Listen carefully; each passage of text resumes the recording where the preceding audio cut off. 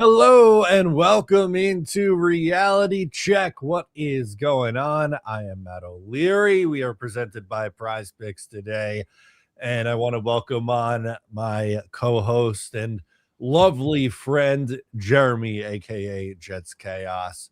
We finally made it. Training camp is here. How you doing? Whew. Oh, I'm good. I'm good. I mean, what's going on in this league right now? Like, I'm like Yeah. these headlines that I'm reading. I have never seen more. I'm knocking on wood, man. I have never seen more season-ending injuries or serious, severe injuries to players in the first 24 hours of training camp. And I am like, it's like every time I read a headline of it, it's like a bullet dodged, like, oh my God, it's not us. It's not us. It's not us. And we'll talk about our injuries, but it's really hard to complain about anything that's happening in our camp right now when you're reading what's going on around the league. Yeah, Phil Adams is hanging out with us, and he pretty much chimes in saying the same thing. Have injuries destroyed us yet? No, but they are circling around the league. Brazil, who was drafted by the Panthers, fighting for a wide receiver 3 job. He's hurt. He's going to miss significant time. Brian Breesy also, I think, suffered an injury today. It's scary, man. And this time of year, unfortunately, these things can happen. And we saw it. What was it, 2021, when Carl Lawson got hurt in training camp and ended up missing the entirety of the season, and how much that really impacted that team. He was a star all training camp long. Yeah, he was absolutely. People forget how dominant he was. It's sad because he never got back. Like it No, never, it never the never same guy. recovered. Never the same guy, and like that was going to be like the prime of his career. And look, we're helpless to it, and that's why like we can't overreact to our little injuries. Like a guy, but you actually. What you have to learn from the past is, and the first thing I thought when, like with Pons, when I found out about the strained calf, is okay, relief that it's just a strained calf, but also caution. Like, do not rush him back because I don't know if there's evidence that it had anything to do with it. But we all saw what happened when we rushed Aaron Rodgers back from a strained calf, and then he tore his Achilles. And I don't know if that's linked. I don't know if it's causal. Causal. I'm not saying it's causation or not, but man, all I know is when we have these small injuries, when these kind of things happen, take your time. Yeah, There's no rush. Do not rush this kid back. especially because the calendar's still July, right? Like there's so much time Yeah. before the start of the regular season. We're still weeks away at this point, but you're right, and I think that's a good jumping off point into the recap. There was the D'Angelo Pons left practice with a calf strain. Aaron Glenn didn't sound too concerned about it, but that's not the only thing. Tim Patrick initially started on the pup. He comes off the pup list, and on goes, what was it? Tavondre Sweat is dealing with a non-football injury, and Joseph Osai goes on to the pup list. So Jets a All little bit minor. banged up. Yeah, all minor, right? But All minor. I don't care what team you're a fan of. Everybody is going through their little things. This week everyone's finding out about it, and to the point where I know when you see, because I'm not guilty, but I mean I'm experiencing this as well. When you see PUP list, this player moved to it's very unnerving because we all have this understanding of the pup list is you can't play for the first 6 weeks of the season, but this obviously is very different. That there's a different rule setting for training camp, and you could be on this list for a day or two, and it's almost like thinking of it as like I'm thinking of it as, well, why are they putting a guy on this list for 2 days, 3 days, and then putting him off?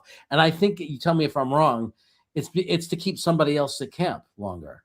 Like, as long as so anybody who can't practice, you keep shifting them onto this list, and then you can maintain more people in camp overall.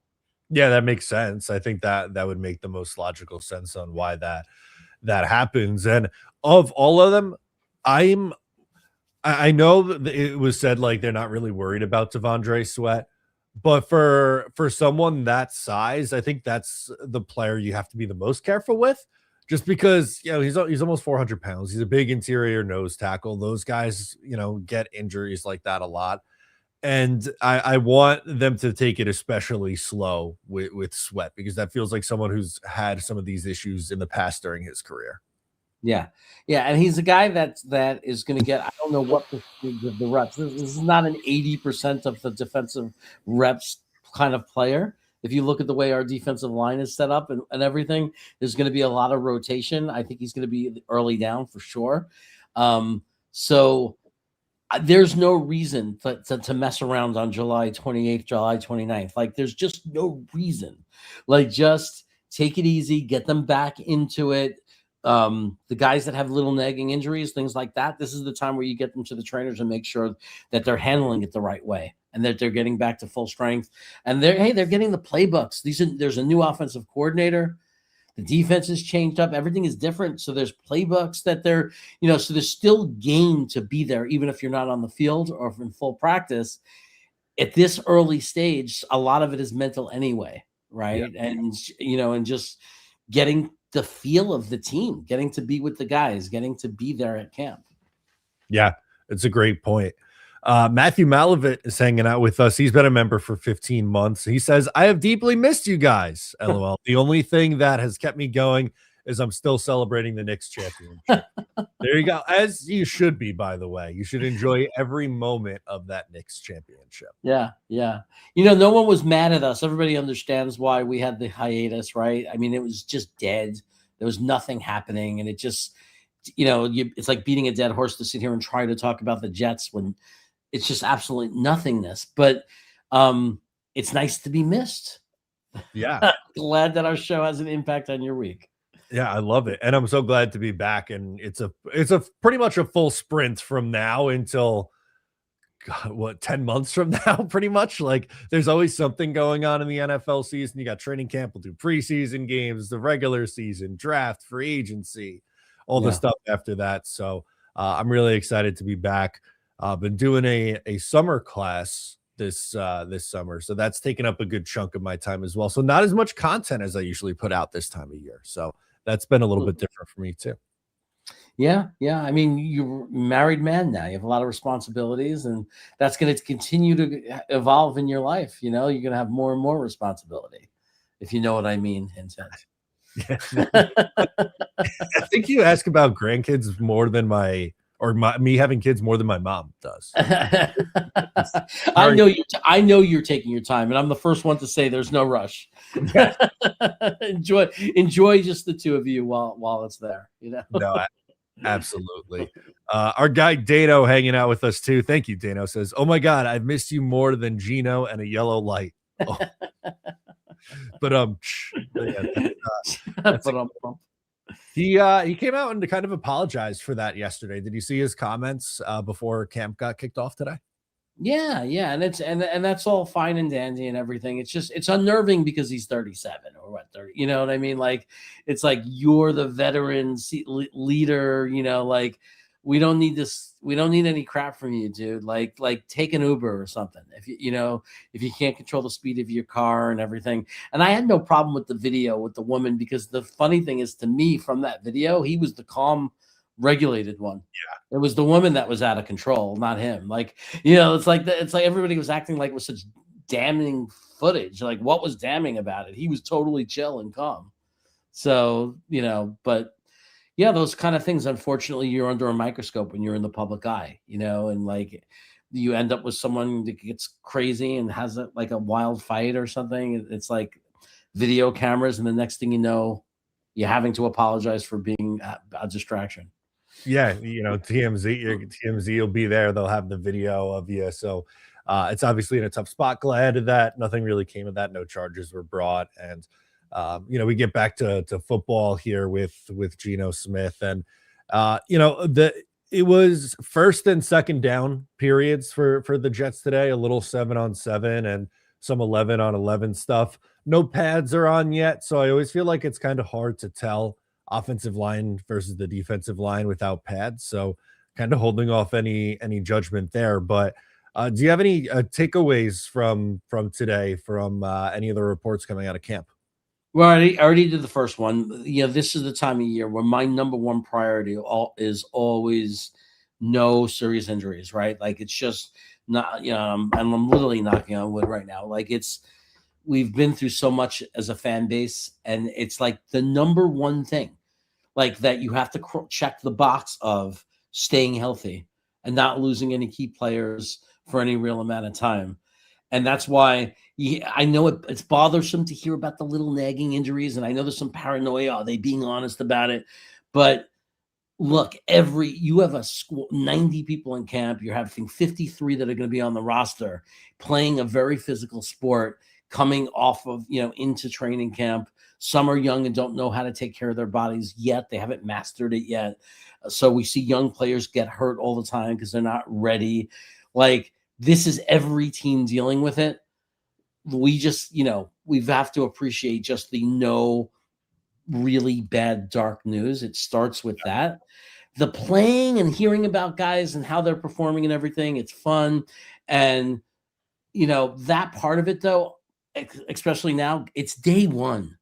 You know what I mean? So people really got to just be like, it's day one.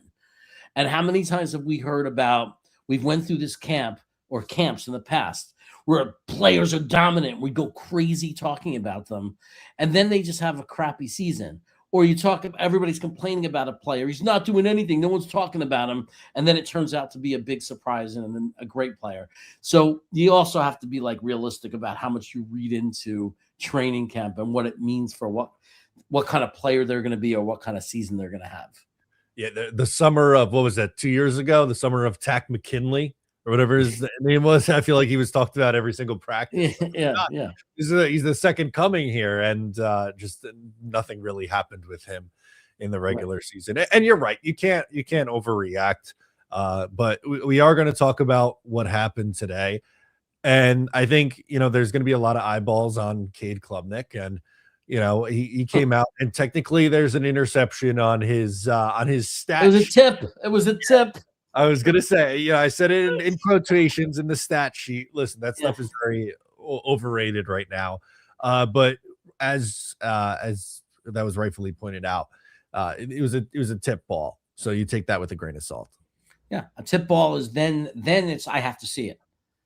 Was it on the receiver? Should it have been something you say, oh, that should have been caught? Was it off where you know what I mean? Was it off target though? And even all of that is over analysis because who cares? Every quarterback is going to throw passes that are off target. Like, it's like, so even if it is, it's like, can you imagine being held under that kind of microscope? It's like Tom Brady threw inaccurate off passes sometimes. Peyton Manning. It's like, so that, like the way we're going to overanalyze it. And I know we're going to do it. We're sitting here doing it and we're going to do it because that's what we do as a fan base, but we always have to like pull back to reality. This is reality check. And remember, I mean, come on. They're just some guys on the first day of practice on July 29th. Yeah, that's a great point. I love how you ended with July 29th because we do. It's like we hit July 20th, and we've done it. We've been through this. We've seen ridiculous stuff being spoken on in past years on X. Yeah, like of people complaining about things and this and that on July 29th. It's like, come on. Yeah, it's so good. I did want to talk about, and again, with the caveat of we're not going to get into overreaction season. Something that happened, when Cade Klubnik was quarterbacking, there was a missed opportunity deep down the field on an Arian Smith drop. And he also had a drop during like the breakout period for the wide receivers during the drills, right? For individual drills. Not like, I don't want this to come across like a here we go again, but like really more so I'm pitching this to you as like, what do we need to see from Arian Smith during training camp over the next few weeks? Well, he's gonna, like, a big part of him making the team is special teams, so he's gonna have to keep really impressing there because that's his best way to secure himself a spot right now, like in opportunity, right? Like that's a big part of it for him. It's like lock in the special teams. But if he wants to do it as a receiver, for us to be, I think for the coaching staff to be able to see him as a player and everything, obviously the knock on him was drop passes, so he has to. Overall, it doesn't mean you can never drop a pass all camp. It means that overall, it can't stand out as an issue. You don't want drop passes to stand out as an issue. You don't want to, overall he has to like hold on to the ball and make the catches, right? I don't think there's an issue with his route running or his getting open. Like, I think that Joe Blewett did a great film review and showed a lot of potential in that, and showed that it really wasn't that big of a problem, that he was running good routes. He was breaking open.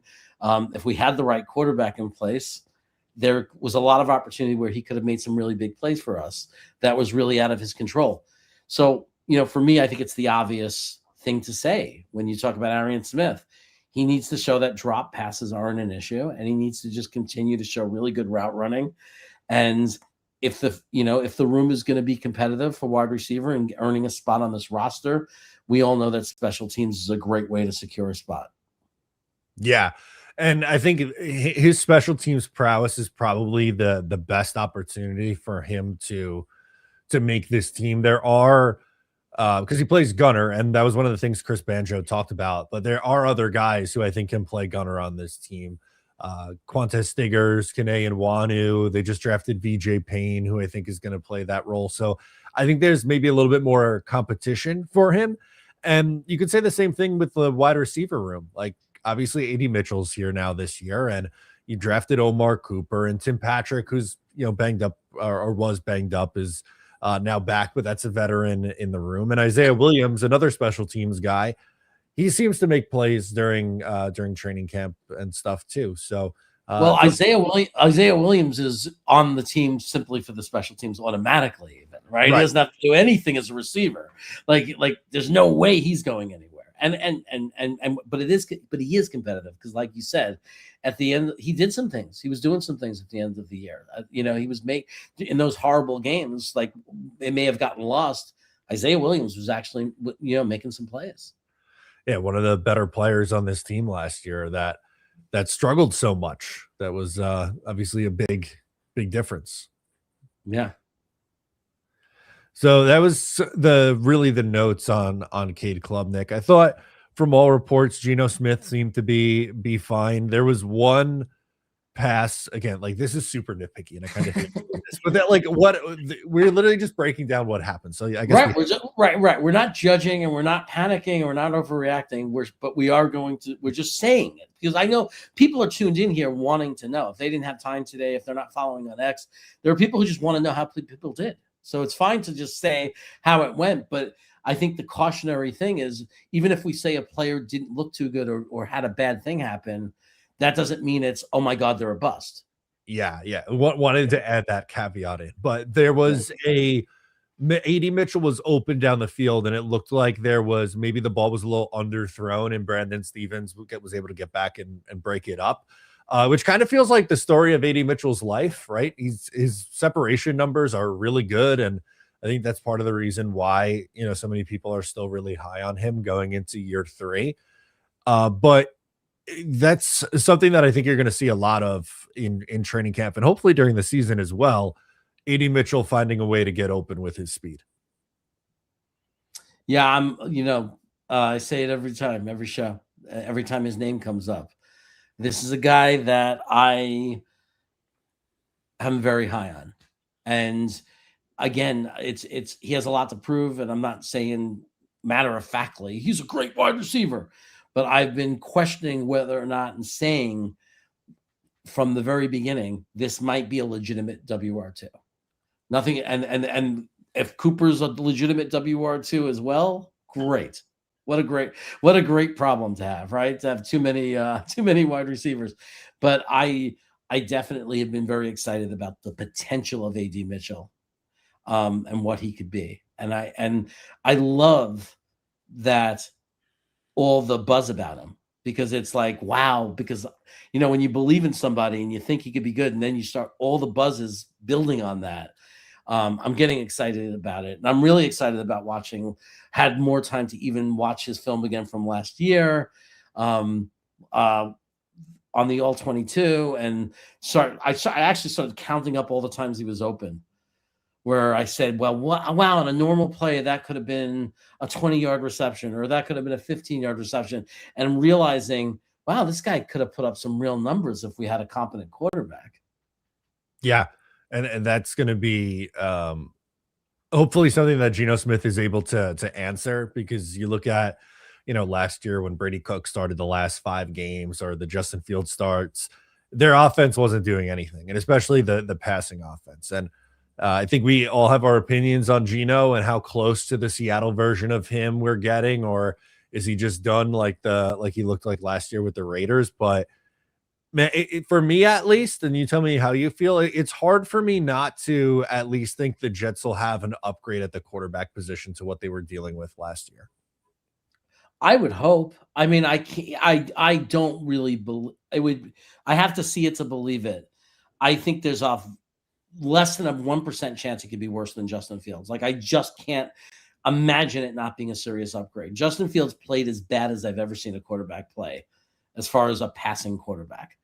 Like, you take away game one, we were all there for game one. You take away that game, and it was an absolute, it was a catastrophe.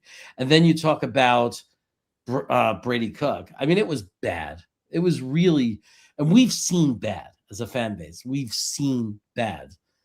I don't know if I've ever seen that bad. It was really, really just complete incompetence.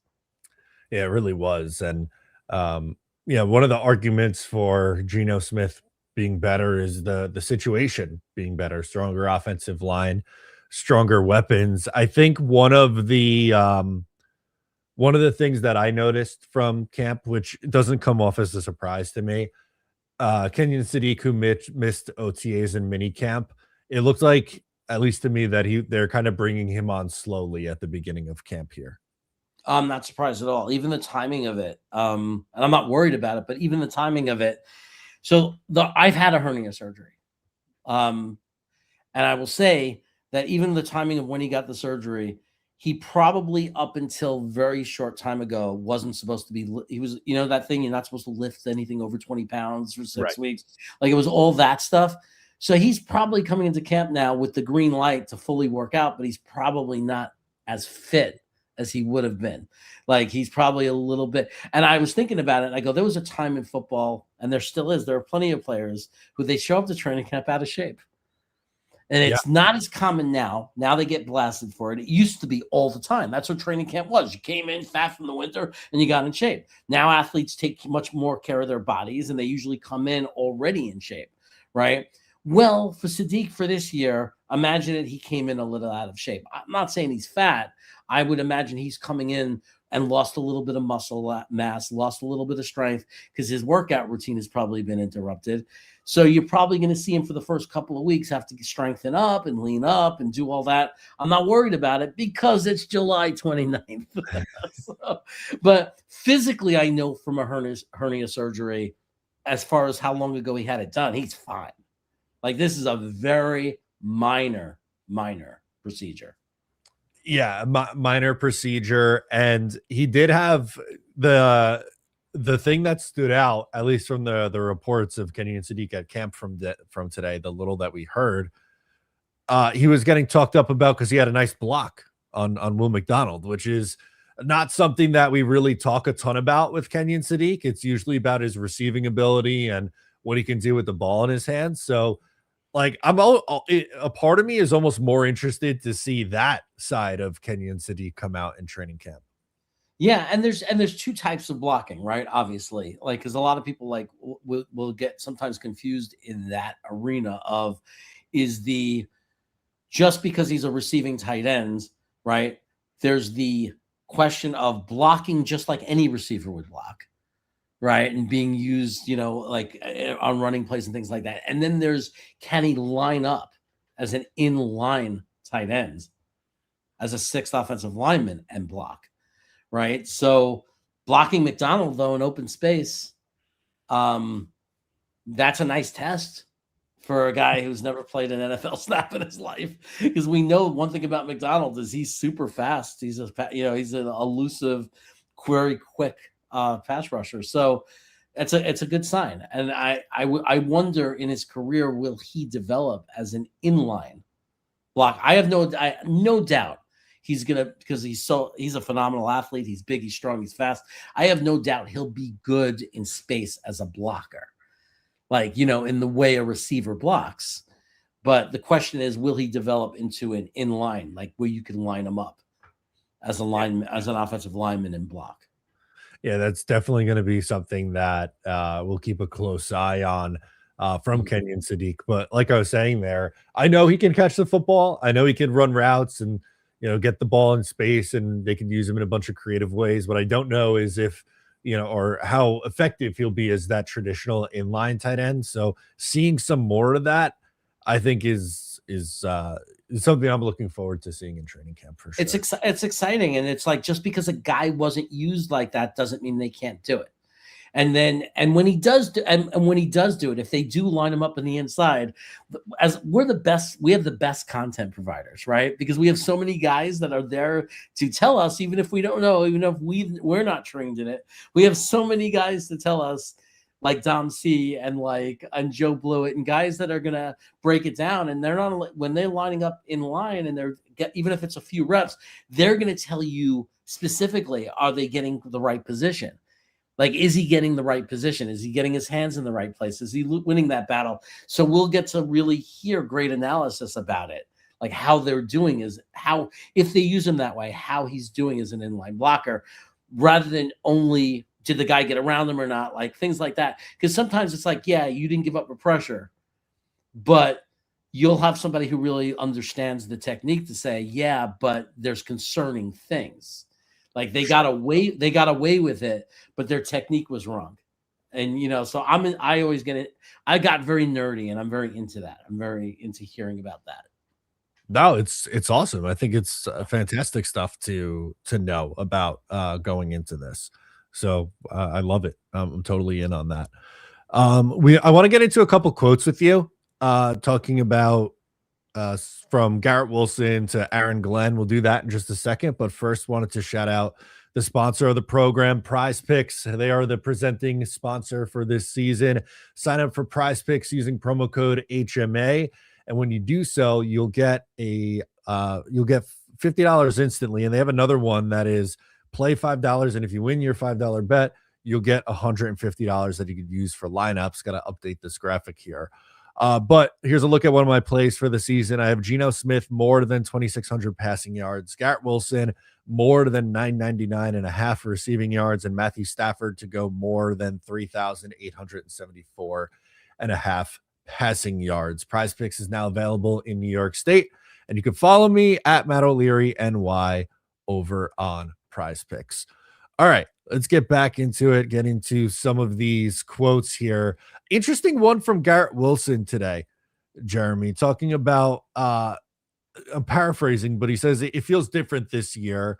Not that any other year didn't have any meaning, but it was a good feeling. And then he went on to talk about some of the guys that they brought in as leaders, like Demario Davis and David Onimata, and guys like that. What do you make of Garrett's quotes today? I think that there's one thing, if you're going to say one thing positive about Aaron Glenn, and I think a lot of people overlook this.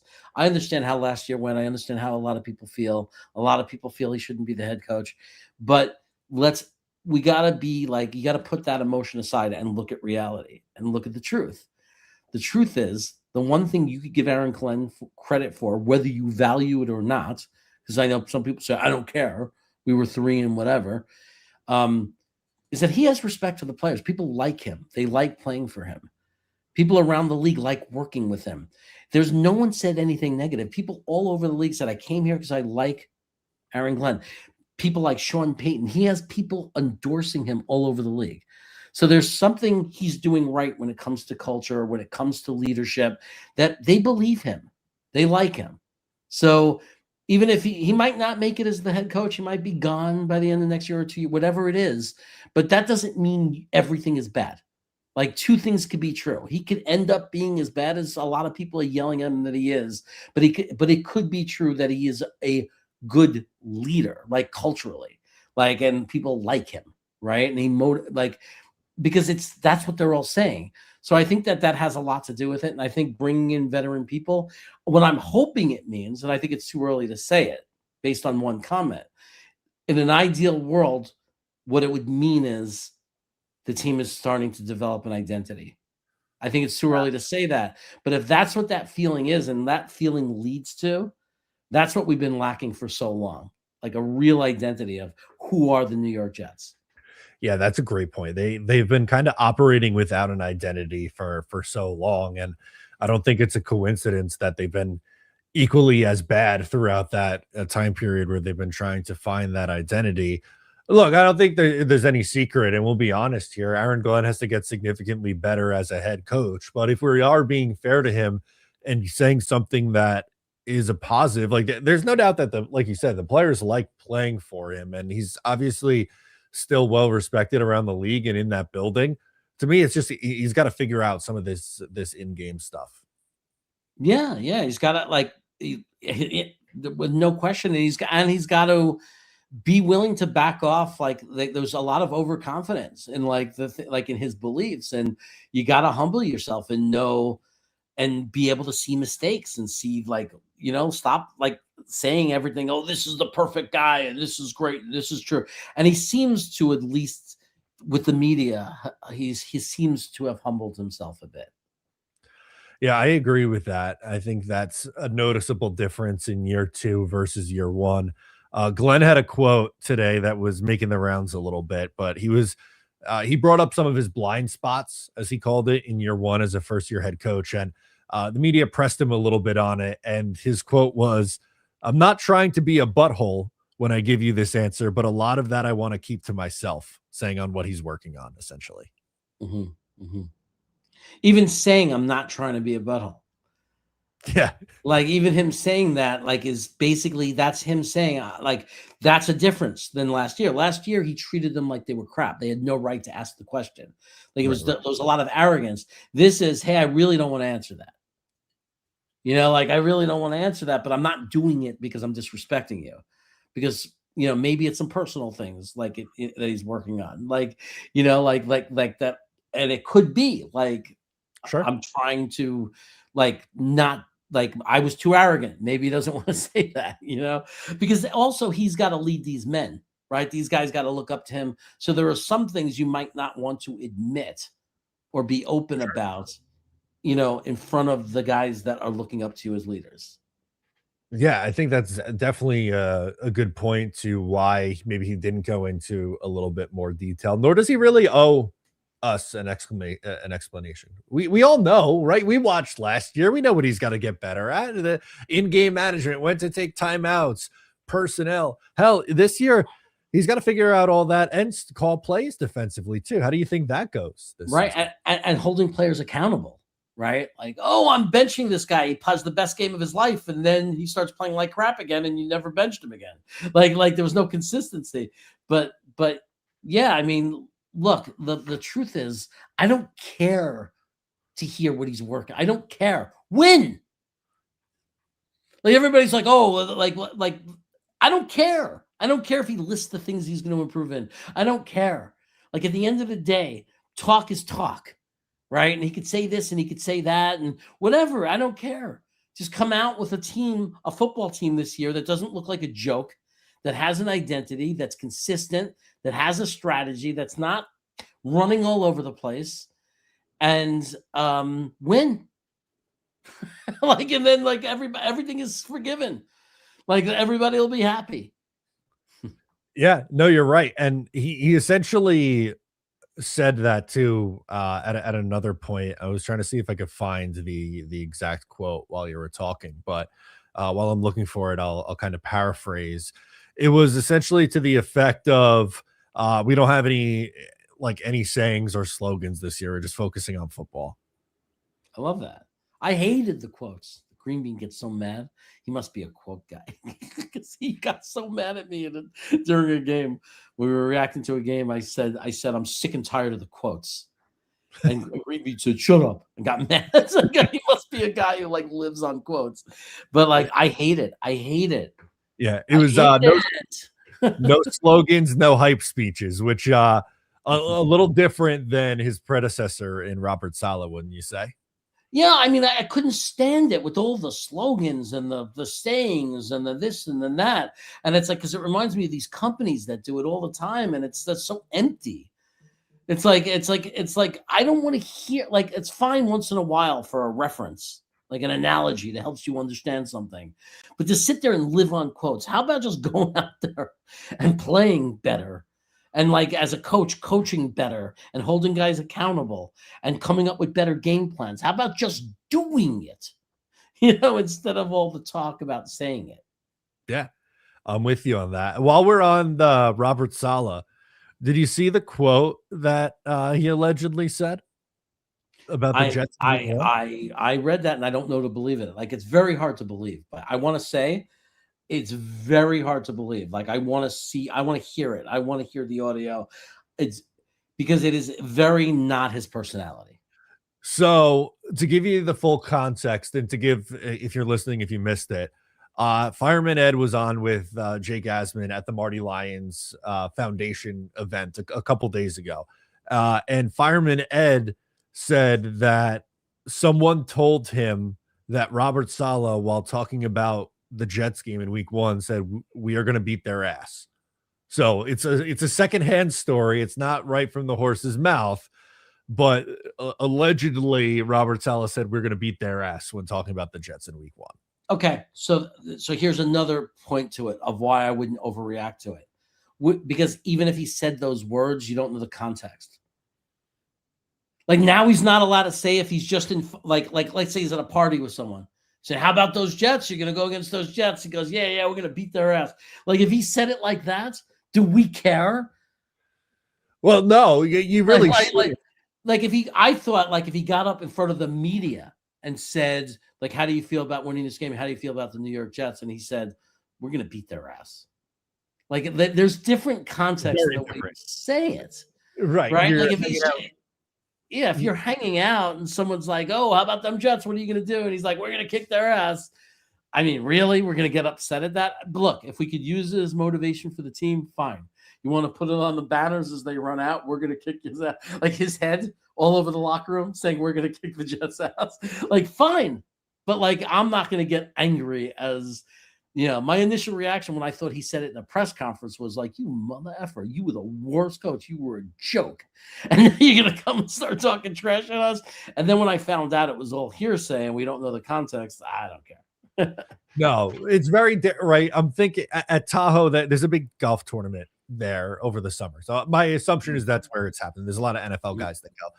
If guys are up at the bar and someone's like, oh, you got the Jets week one. And he goes, oh, yeah, we're going to kick their ass or something like that. It's such a throwaway comment. However, if I'm Aaron Glenn, I am running with this video. I am trying to use that as extra motivation. Is it dumb? Yes. Do I think he's like, is that over the top? Sure. But it's such an ultra competitive league. You got to look for every angle. Hell, like the video in, we talked about it last year, but the Netflix show Quarterback is on right now. And they just showed the episode where the Bucs beat the Jets in week 3, and Baker Mayfield was holding on to a grudge that Steve Wilkes cut him after he asked for his release. So like you got to do whatever you can to get that motivation up, I guess, right? Yeah, I mean, I think a lot of people in this chat will even say, I've seen it in the past when I talk about motivation. A lot of Jet fans feel, I don't want them I want to get to a point where I don't need the players to be motivated. Like, I don't need them to have external things like that motivate them. Like, I just want to root for a championship caliber team, like mentality wise. And a championship caliber team doesn't need to be motivated. They seek greatness. They want to win. There's a desire to win. There's a desire to be great. They're self-motivated, right? That doesn't mean as a coach I wouldn't do it, because I know the reality is out of 53 guys, some of them might need it. And that you might not ever have 53 self-motivated people. But at the end of the day, I'm just addressing that because I know there are people in the chat that are going to say, if we talk too much about it, like, that's bullshit. We shouldn't need to have to motivate them. A coach shouldn't. There's a lot of people who feel that way. So I'm acknowledging those fans in that opinion. There's this line from Phil Adams made me chuckle, so I'm going to pull it up. Saleh always boiled my piss. He says, all mouth, no action. Phil really has, like, For an older British guy, for some old guy in Britain, that's what you'd think if you saw him. You'd say, who's that old man living in Britain? What's he talking about? This guy's got some pizzazz, man. This guy's got some spice because he comes up with the best quotes, man. He's like Frankie Flatbush level with his quotes, you know? He's like really good. He just comes up with these great chats. Boiled my piss. I don't know if I've ever heard that one. Made my blood boil. I've heard that. Boiled my piss is good. And then all mouth, no action in the follow-up. The all mouth, no action is great. The boiled my piss, I'm cautious whether I give him too much credit because it might be just very known thing in his part of England that they say. Really boiled my piss. You know, like that might just be something they say.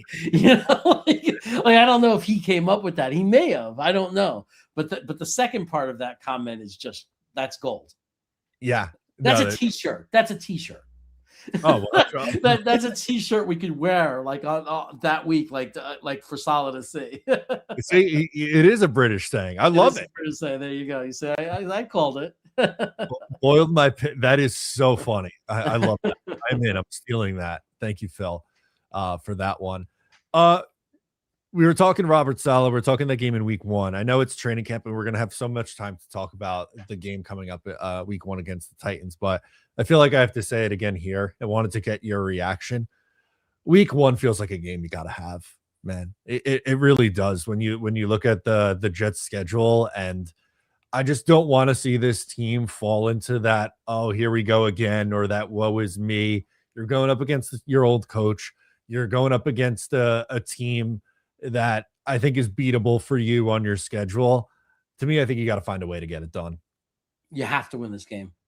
And I'm not saying, must win the way people say it's a must win game. I understand statistically it's not a must win game. It's 0-1, right? Like I understand from all that perspective, but like emotionally as a fan, I feel like it's a must win. Now, there's a part of me that says teams get better, they evolve, they develop through the season. So you don't really know.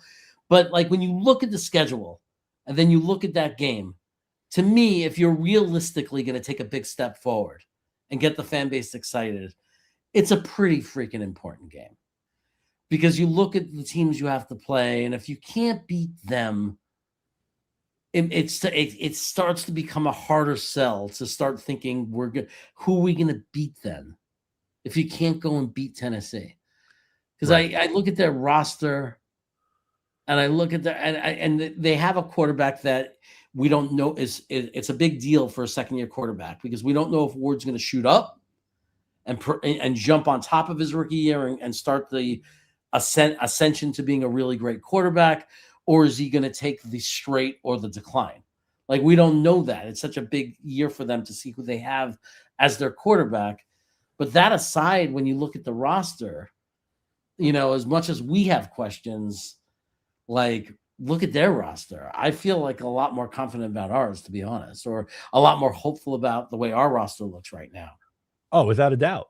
I think so too. And it's really up to the Jets coaching staff, I think, to get it done, right? Like, and there's things that you can, like, I think the Titans are going to have a strong defensive line and a strong push in this game and trying to get after the quarterback and Geno Smith, who, you know, is a pocket passer and does have the tendency to take a lot of sacks. I think that's going to be their game plan to get after Geno, but man, it's on the Jets to counteract that and, you know, not let a young, unproven quarterback beat you in week 1 in Cam Ward. Yeah. Yeah. I mean, he had a couple of good games, but for the most part, he hasn't proven to be a dangerous quarterback yet, like, or a stable, consistent quarterback. So we just have to pressure him. Obviously, that's going to be a lot on Bailey and everybody else. We're going to have to pressure the guy. And so, hey, someone in the chat, a good listener, very loyal listener, is asking for my hot takes. If I have any hot takes, I just want to quickly say I'm saving that. I'm saving that for a show where we actually do hot takes and for when I'm in the danger zone. It's not in the format today to be doing hot takes, I don't think, unless we just had no time at all, or you decided you want to each throw one out there. No, I think we're going to hold on the hot takes for now, but we'll get there eventually. We will definitely get there eventually. I want to bring up, okay, I haven't talked about it on a show yet, but I wanted to pull this up. And because when I saw this, it bothered me. And this is a place that I could vent. And I feel like you're a good person to vent. So, Did you see the Plaxico Burress comments this week about his time with the Jets? Didn't he shoot himself? He did. He He absolutely shot himself. How can this clown talk? He should be in hiding. You shot yourself. You're the guy from the movie 8 Mile. Okay, the one that they make fun of. What's the name of the guy from 8 Mile? That shot himself? Jenna Bob. Yeah, you're a joke, dude. You shot yourself. Like you have that tells me you have the IQ of a freaking a thing on the road. What do they call that thing? Possum. You have the IQ of a possum. Okay, Cheddar Bob. Right, you're Cheddar Bob, dude. You're Cheddar Bob. So this it's a joke to me that this guy is talking trash. I know it doesn't matter because he played it for the Jets a million years ago, and it's another poke fun at the LOL Jets. But why it bothered me. So here's the quote. He was asked about comparing playing for the Jets and being in jail. He says they're both kind of similar because when I walked into prison my first day, it was like, damn, man, you a fucking loser. And I had that same damn feeling every day I walked through the door with the Jets. This is such bullshit because he came in 2011. It's not like he was on the 2017 Jets. They just went to back-to-back AFC championship games. They were a veteran-heavy team. Hell, they were even 8-5 one point that year. They looked like they were going to go to the playoffs for a third week or third season in a row. He had 8 touchdowns this year. The Jets were the only team interested in signing him after he spent the previous 2 years in prison. Why take that shot? I don't get it. It made zero. I think he's saying that after the fact, in hindsight, over the Jets the last 10 years, and shows that he's just a liar and he's full of crap. You weren't thinking that. That never crossed your mind because when you were a Jet, you came to a team that wasn't seen as losers. And just like you said, and I think it's because you're just making it up to throw an insult to them now. But that's not how you felt at the time. At the time, you felt good that you even got the chance in the contract with the Jets. He's just full of crap. He's just full of crap. It's just so easy to take those. It's like low hanging fruit, it's just not necessary, man. And that wasn't the case at the time when he was here. Right. Again, if he was if he came back and the 2014 Jets that won 4 games and were a disaster, he played his final year after missing however many games with them, and it was Rex's last year and the whole thing, all that shit. Then yeah, that's a completely different story. But he wasn't singing that tune. He was so grateful for the opportunity to come back and play with Santonio Holmes and LaDainian Tomlinson, and Mark Sanchez won a bunch of playoff games. He had good things to say about Rex, but now 15 years later, he has something to say. Get the fuck out of here. Seriously. Yeah, just a moron human being. Glad you grew up and matured so well and you've become such a good person to make such a stupid, dumb comment. I will never forgive the Jets for moving on from so many core pieces that offseason. Braylon Edwards and Jericho Cotchery leave, and in comes Plaxico Burress and Derek Mason to replace him. And Sean Ellis ends up in New England. And there were a couple other ones that left after that 2010 season, but those are a few. That's Damian Woody, I believe his last year was 2010. And then Wayne Hunter, that god awful tackle, was starting at right tackle. That was the beginning of the end, but just so many poor memories of how that went down. Yeah, and that's how, unfortunately, that's how a lot of teams fall off, and it starts to crumble and fall apart on them. I think we're seeing it with a couple of teams now. I think a similar kind of thing is maybe, and I could be wrong, but it looks like the Detroit Lions are having that happen. You think so? It looks like it's starting to fall apart on them, and they're going to sink back into being the Lions. I don't know. They have some good players on the team, but I feel like with them, it was the coaching. They just lost their coordinators. Aaron Glenn being competent. I'm not saying he was great, but then losing that offensive coordinator, man, losing him and Johnson and him going to the Bears and doing that. I think that was a big part of it. Little off topic, but while we're on the heater rage of poking fun at some of these guys, Dano asks, thoughts on Dan Orlovsky blasting male pedicures, and have you ever gotten one? Did you see that quote? I did not know. I did not see it. I have gotten one, not by choice. Okay. My wife on 2 different occasions pressured me into it. Okay. He's essentially said, I'm completely against pedicures for dudes. You're a dude. You're not supposed to get pedicures. I have never gotten a pedicure before. I don't know if Dano has. It's 2026. I don't think we have to be doing the this is only for boys gimmick, only for you're a dude, you can't get a pedicure thing. If you want to get a pedicure, who gives a shit?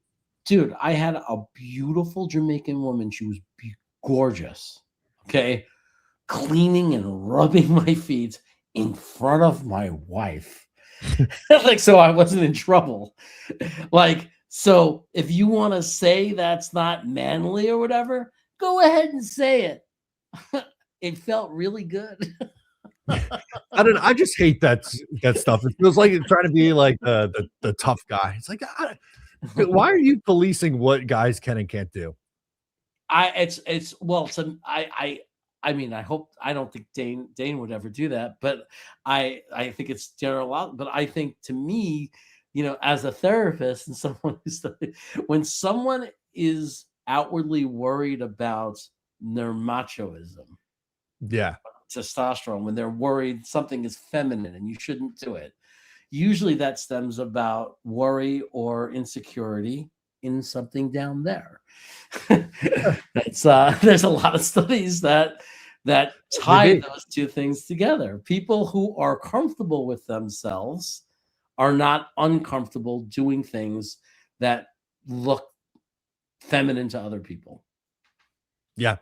I don't know. I don't know. We got a follow up from Dano, who says the only thing that gives me pause is the guilt I feel for forcing someone to touch my size 13 talents. Well, that was, yeah, exactly. That was my hesitation to my wife. I said, I don't want to make somebody rub my feet. That's disgusting. I feel so sorry. I took like 2 showers, took an extra shower that day beforehand with flip flops. Like, I went downstairs, I scrubbed my feet clean. I felt so bad. So guilty. I'd be in the same spot. Like, I don't think I would get one, not because I'm like, oh, it's not manly to do it. Like, I just can't see myself being comfortable in that. Like, someone just like touching my feet like that. I don't know. I don't think I would be able to calm down, relax, and enjoy it. That's why I wouldn't do it. Yeah. I don't get massages. I'm too tense. It hurts. I'm like, I'm not good with that. Don't touch me. Don't touch me. Don't touch me, man. I love it. It seems like everyone in the chat agrees. I thought we'd have some people in here, you know, with maybe some like red pill comments that you're not actually a man and that we got to go through with this. But no, everyone seems to agree. So good. We're on the same page here. Dude, somebody went to Burning Man here. Cool. That's not far from me. I actually had friends from the East Coast fly to my house, stay overnight, they rented their Winnebago, whatever, and drove to Burning Man. Oh, that sounds awesome. I would love to go to something like that. You would love to go to Burning Man? I like music. It's a music festival, no? Yeah, but it's more than just a music festival. It is, Matt. You drive out into the desert, like deep into the desert, and they build a city in the desert. But like, it's hot. There's sands blowing everywhere for a lot of it. Like, you have to be someone who's okay being uncomfortable. Like, okay, I might walk that back. I thought this was more music based. It doesn't seem to be music based. Yeah, there's music, there's dancing, but there's also nudity, and it's just wildness. It's hard to even put into words. It's much bigger than a music festival. It's a very different music festival. I mean, like, and it's like, take every kind of out there, and I'm not putting them down, but like, it's like, yeah, drug hippie based. Exactly. It's people who are into all different kinds of things. You definitely have your Buddhist community. You have your like very expression, the nudists. Like, it's like, you're going to see a lot. You have to be able to like stomach a lot of things that's different, that you're not accustomed to. You have to be a very open-minded and accepting. But for me, it's just, as an anxious guy, it's just being out in the desert and the sands, and I'd have to have a really nice, like what Green Bean had. I'd have to have it like one of those, like a very comfortable living situation. Yeah. You know what I mean? Like, it would have to be very comfortable. Let's just say that. I'm surprised we haven't heard of Green Bean going to this. It feels right up his alley. No, He definitely could. Well, he had what do they call that? What did he have? He had the not the SUV. He had I said RV? Winnebago, but what's the RV. RV? Yeah, He yeah. had the RV for it. Like, but he might not have wanted to do that to his RV because man, it probably takes a month to clean all the sand out of it when you're done. People who leave. Yeah. Okay. There you go. That's a good I stuff. couldn't do Burning Man. I'll say that right now. Like, are you the type of person that could go on a backpacking trip, like pitching a tent and for 8 days living in a tent? Probably not. No. It's that kind of person that could do Burning Man. Okay. I was thinking. Yeah, I think I totally didn't realize the extent of Burning. I thought it was more music festival based because I like. Dude, you want to come here and visit me, and we'll go to the Strawberry Bluegrass Festival or something. Oh yeah, and then now we're talking. That's what you want to do. That's much more up my alley. Yeah. I think this is perfect. This might be the best comment of the show. NJ Lawrence says Matt has flashbacks touching his feet from when he failed to pay his bookie. No comment. Oh, that's good stuff. But hey, fun first episode back here, talking with you for an hour, recapping day 1 of training camp. Next week we'll be back, and I think the pads will be on by next week. I would imagine by the time we're talking on next show. I agree. I agree, and that's when it gets real, man. When the pads come on, and and hopefully, knock on wood, man. Knock on wood. When we those headlines that it's not about us. Let it be just little strains and muscle things. Let it be little things like that, please. Like, I would just like to make it through the off season without losing any of these guys we're excited about. All right, guys, that'll do it for us in this one. Thank you so much for hanging out. We'll be back next Wednesday at 3:00. Make sure to subscribe if you're new. We'll catch you next time.